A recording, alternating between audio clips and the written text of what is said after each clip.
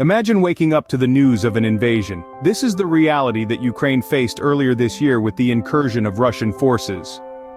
At the dawn of this conflict, the world saw a chilling display of power as Russia launched an offensive against its neighbor Ukraine. This wasn't a distant event unfolding in a far-off land, but a confrontation on Europe's doorstep, a startling reminder of the fragility of peace. As the first reports came in, the world was gripped by a sense of disbelief. The military might of Russia, led by President Vladimir Putin, had crossed borders and violated international law. The shock was palpable, the implications far-reaching. This was not just an attack on Ukraine, it was a challenge to the global order. The international community was quick to respond. Leaders from across the globe expressed their condemnation, denouncing the invasion as an affront to Ukraine's sovereignty and a threat to world peace. Meanwhile, the impact on Ukraine was immediate and profound. Cities were under siege, lives were disrupted, and the future was uncertain. But amidst the chaos, there was resilience. Ukraine's citizens, its leaders, and its armed forces rallied, standing firm in the face of adversity. In the halls of power, from Washington to Brussels, the wheels of diplomacy were turning. Sanctions were imposed, aid was pledged, and alliances were tested. But on the ground, in the heart of Ukraine, the reality was stark. This was the dawn of a conflict that would test the resolve of a nation and the unity of the world. As the world watched in disbelief, Ukraine braced for a battle that would mark a significant chapter in history. As the conflict escalated, so did the international response. But this was not without its own set of controversies. The stakes heightened when Ukraine's Air Force chief announced the shooting down of 3 Russian Su-32 fighter bombers. These aircraft, equipped with guided bombs and long-range missiles, were a formidable threat, and their downing marked a significant moment in the conflict. International response to the escalating tension was swift, yet fraught with complexities.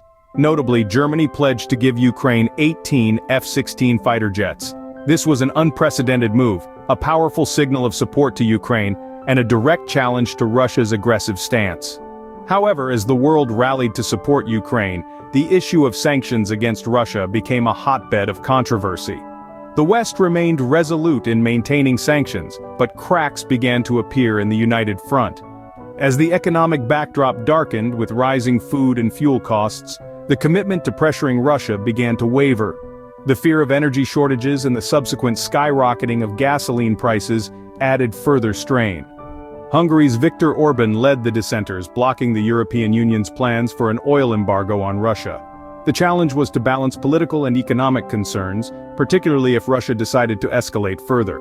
A full ban on Russian natural gas, a significant source for Europe's energy supplies, even became a topic of discussion. Companies worried about the growing pressure on their businesses, including rising raw material costs and inflation. As the world grappled with these challenges, the conflict continued unabated.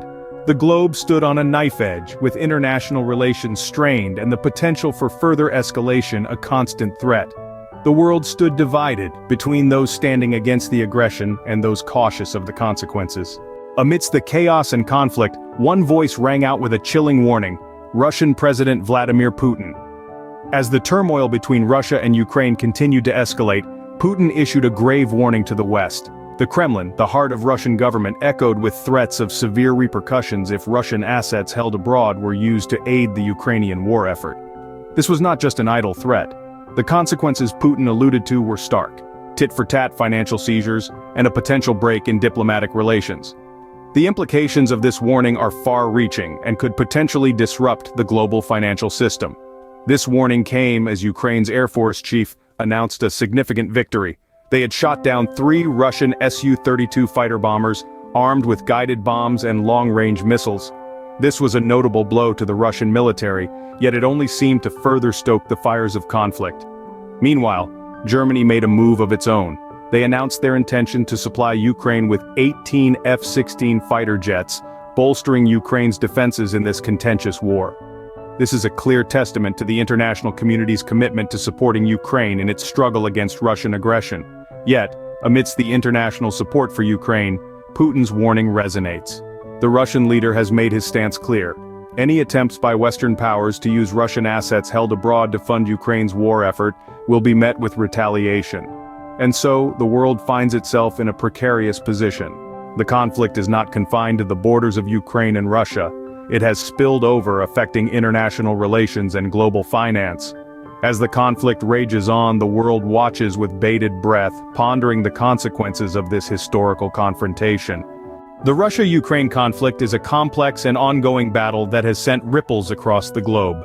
We've explored the initial invasion, the subsequent escalation, the responses from the international community, and the stern warnings issued by Putin. From Ukraine's successful downing of Russian bombers to Germany's provision of fighter jets, the situation is dynamic and fluid. As the world grapples with the economic and political reverberations of this crisis, Putin's threats loom large, indicating potential tit-for-tat financial seizures or even a rupture in diplomatic ties. As we continue to monitor this unfolding crisis, one thing remains clear: the impact of this conflict will shape the course of global politics for years to come.